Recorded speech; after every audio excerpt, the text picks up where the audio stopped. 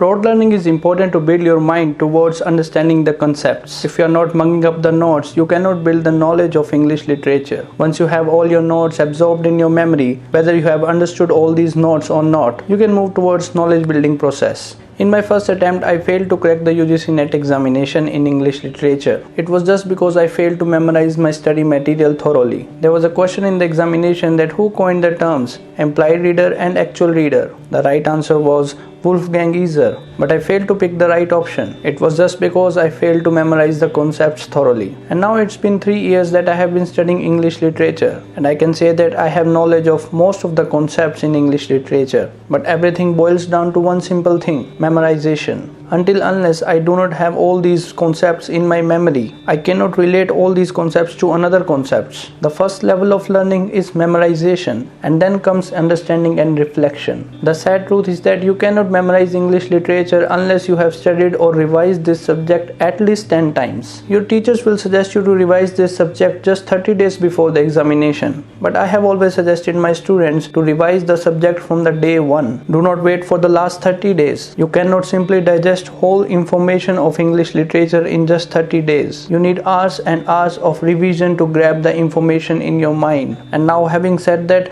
as you are left with only 30 days, it is practically impossible to revise everything. I call these 30 days the most depressing days of a student. These 30 days are not going to be spent in studying or revising the subject, but in facing the fears and self-doubt. It is easy for the teachers to say that to start revising the material in the last 30 days. But for my personal experience, it was never been possible. These are the most frustrating and challenging days of the preparation. You are always worried about whether you are going to crack this examination or you are going to fail this examination one more time. So now in this video, I won't say you to revise all your study material, but I will try to show you the deep reality of UGC-NET English Literature examination. And now if you pick the previous year question paper and try to figure out the patterns, you will be able to know that there were around 35 questions that came from British literature, whereas there were 25 to 30 questions that came from literary theory and literary criticism. So approximately 60 to 65% questions came from these 2 to 3 topics. I never suggest my students to cover all the subjects. Studying all the subjects like Indian literature, European literature, world literature, French literature, Caribbean literature, Australian literature would be just a waste of time. 65% of questions come from these 3 topics.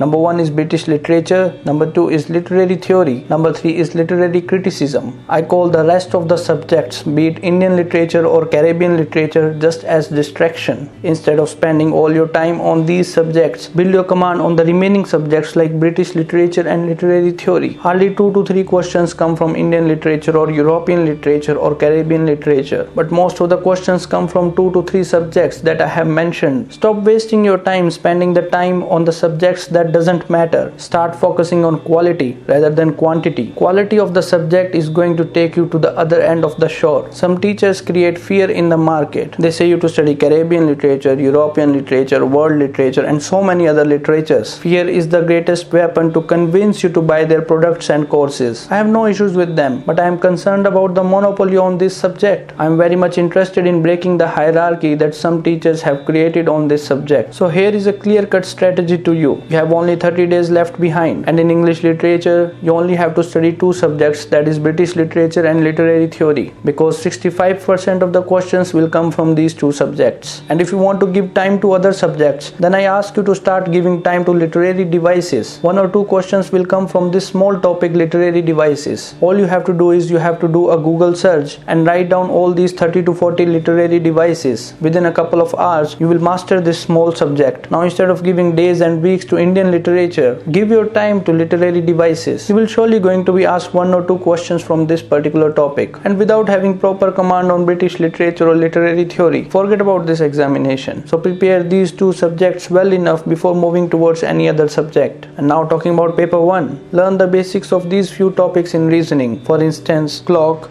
ratio proportion, calendar, profit loss, direction, sitting arrangement, questions on age and blood relations. They will ask you some simple questions, and if you know the basics, you will be able to score good marks in these topics. It will take you 1 or 2 days to build the basics on these topics. Moving forward, don't forget to study teaching aptitude, communication skills, and ICT. These topics are very much easy as compared to research methodology or higher education. You can easily cover these 3 subjects within a couple of days. All you have to do is you have to search these topics on YouTube. There are hundreds of YouTubers teaching all these subjects on YouTube for free. You don't have to pay hundreds and thousands of rupees in preparing for this paper 1. All you have to do is you have to master these 3 subjects: teaching aptitude, communication skills, and ICT. All these 3 subjects are scoring and requires less amount of time for you to prepare these subjects. YouTube is alone enough to help you prepare this subject. Now don't ask me what are the YouTube channels that I suggest you to study from. Do your own research work. Go through some free YouTube channels to prepare for these subjects. Without paper 1, you cannot qualify UGC-NET examination. At least 30 questions out of 50 questions you should crack in paper 1 to crack UGC-NET examination. So now you have only 30 days left behind. My best wishes to all of you. And if you still have any query, drop your questions in the comments below. I make sure to resolve all your doubts in my upcoming videos. And if you are new to this channel and have not subscribed to this channel yet, then don't forget to subscribe the channel for more updates on English literature. So that's it for this video. Thank you.